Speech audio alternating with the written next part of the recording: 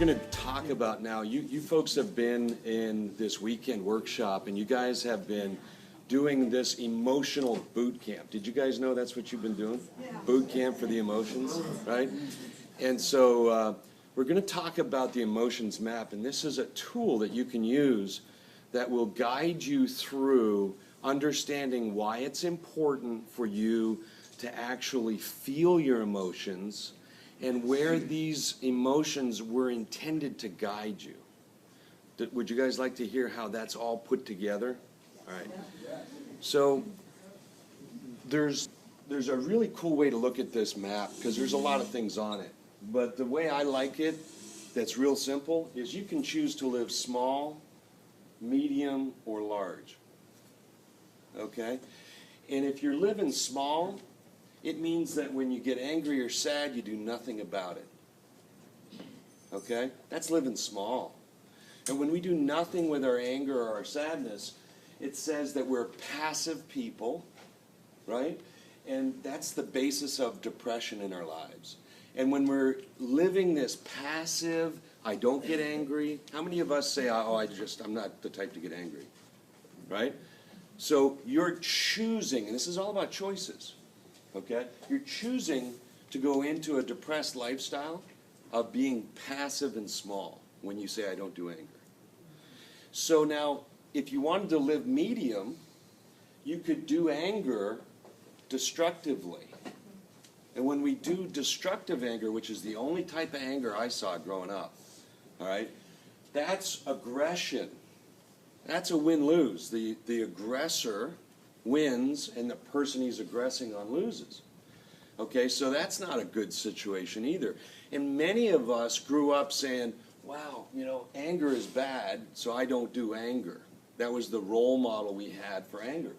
And so then what we choose to do is to say, well, I'm not going to be like that, so we're going to be down here.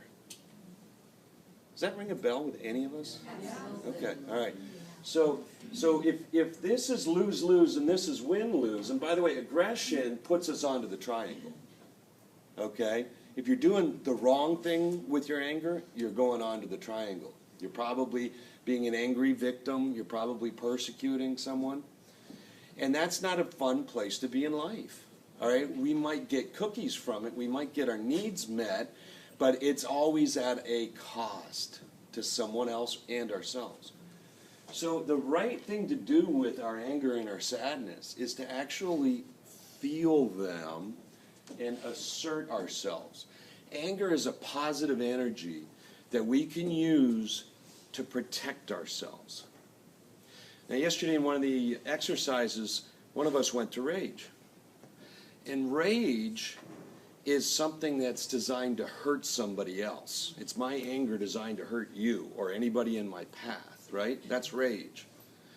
But anger that's designed to protect our little boy or girl inside of us, that's designed to just say, no, I deserve better. I won't allow myself to be treated that way. That's the fuel for a boundary. Now, we've been talking in this course about, mad, sad, and afraid and ashamed, right? But there's this glad, right? And glad is up at the top. If you're living large, you have a shot at durable fulfillment, living your life glad. And the people who are the happiest, durably happiest in their lives, they understand how to use their anger and sadness, and they understand how to use their fear and shame. They don't run from them. They use them. They transform those energies into what it takes to have a durably fulfilling life. So if we take our anger and we use it to say, no, you can't do that. I won't let you do that to me. I won't let you call my kids names. I won't let you behave that way. If it makes you angry, listen to your anger and assert yourself to protect yourself, your little boy, your little girl. And that is the energy of boundaries that protect us. Now, how many of us say, I have trouble with boundaries? So when we have trouble with boundaries, we have trouble with anger. Fair? Okay. So anger and sadness are our friends designed to protect us. Is that fair? Okay. So now when you get angry, don't run from it, run to it in a healthy way and assert yourself.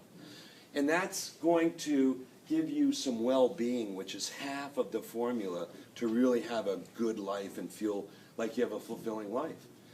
And that well-being is your motherly energy. It's how we nurture ourselves. All right? And those of us who have mom issues, you know, if you really want to be able to overcome mom issues, learn how to nurture yourself. Now, my mom was very nurturing growing up, and she taught me some ways to nurture myself.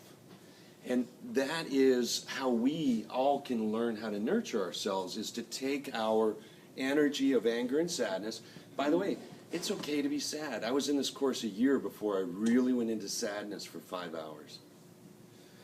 And something happened in my life, and I stayed sad for 5 whole hours. It was the first time in my life that I went into sadness for 5 hours. I was weeping. But when it was done, I really felt like I had nurtured myself. And it really helped me to feel like it was okay to be sad, just like it's okay to be angry. So we got that side of the chart. Now let's talk about this side over here, okay? Because this one can be real tricky. If you want to live small, then when you have your fear and your shame, don't do anything with it. All right? Just be passive. And that's the basis of impulsive decisions to go into addictive behaviors. How many of you can find yourself acting impulsively? And how many of you struggle with addictive behaviors? Okay, so if you want to put that to rest, your fear and your shame come up, and if you do nothing with it, you run to the bottle, you run to the casino, you run to whatever it is because you're afraid or ashamed and you don't like that. It's a yucky feeling inside. So, you know, that is the basis of addiction. Now, if you want to do something and do the wrong thing with your fear and your shame, then what you'll do is you'll do something destructive and you'll go into masochism and drama. How many of you have seen drama Kings or Queens? Okay? They're people who take their fear and shame out on you. That's no fun. Or they drag you into it if you're a willing participant. Okay? So if you won't want to talk to somebody who does victim and drags other people into victim with their fear and shame, then why don't we go ahead and do a courageous, constructive decision? And the definition of courage for this purpose is real easy. It's a decision to do the right thing. When we know we're supposed to do something and we don't do it, that is a horrible place to be in our lives. And, well, let me just take a drink. Because there's something I need to do, but I'm not doing it. And that's the basis of it. So the courage is to identify what's the right thing to do in my life and do it. All right? And you guys have learned, face your fear, deal with your shame. Now, another way to look at fear and shame that's really cool. How many of you have a problem living in the present? I do, right? Well, fear, you can only be afraid of the future. You can't be afraid of, you know, the past. Now, shame, you can't be ashamed of your future. You haven't done it yet. So shame is your past. So when you're living in fear and when you're living in shame, you're not living in the present. Does that make sense? So if you really want to live in the present, take your fears, take your shame, and do something about it. Do something constructive. Make a courageous choice to do the right thing. All right, listen to that inner voice. And when we do that enough times, our confidence returns because we are confident that we do the right thing over and over again. That is the other half of a durably fulfilling life, is to live in that type of confidence. Now, I had to come here and journal on this emotions map every day at the end of the day, and I would say, what did I do today that threw me into my addictive behaviors? How did I stifle my anger? And journal it, and pretty soon you'll wear a path out in this map because it's your learned behavior. It's what you picked up in your circle of beliefs, and it's your habits. In the process of journaling this on a daily basis, you can create new habits by evaluating what you're doing on the map and decide whether you want to live small, medium, or large. So that's it. Thank you, guys.